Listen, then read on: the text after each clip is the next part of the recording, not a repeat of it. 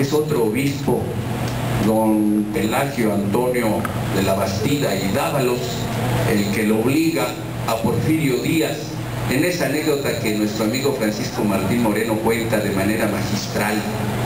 Se acordarán ustedes lo que nos platicó Francisco y lo que podemos leer ahora en su libro México ante Dios, ¿sí? Cómo por el hecho de que se había enfermado y ya en agonía la esposa de Porfirio Díaz, él solicitó el auxilio del cura para que le diera la bendición, y el cura llegó molesto a Palacio Nacional a decirle al general Díaz que no podía darle la bendición a esa mujer que ya estaba a punto de morir porque estaba viviendo en pecado, y le dijo que se iba a ir al infierno inmediatamente y no le podía dar ninguna bendición.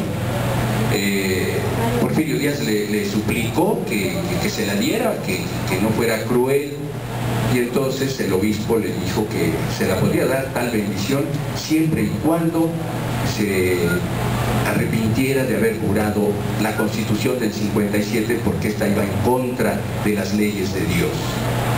Fue así como firmó un papel Porfirio Díaz y dejó de ser el liberal que conocimos de joven y se convirtió en el conservador dictador que conocimos de Maduro y de viejo.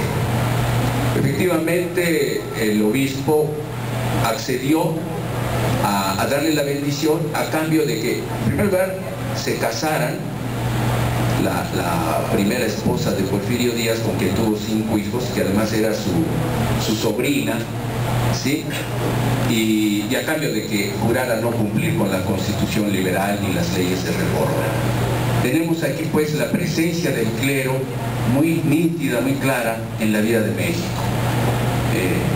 Cuenta además don Francisco Martín Moreno que al día siguiente, ya cuando iban a sepultar a la señora de Díaz, le pidió el obispo Pelagio al dictador Díaz que le diera todos los recursos destinados para la educación, porque él no podía aplicarlos toda vez que la educación, siendo laica, era una educación del demonio.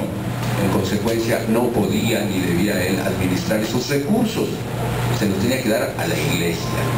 Así sucedió, parece increíble, ¿verdad?, que esto haya ocurrido. Finalmente, el saldo es que al término de la dictadura de Porfirio Díaz, en el pueblo de México se registra un analfabetismo de más del 95%.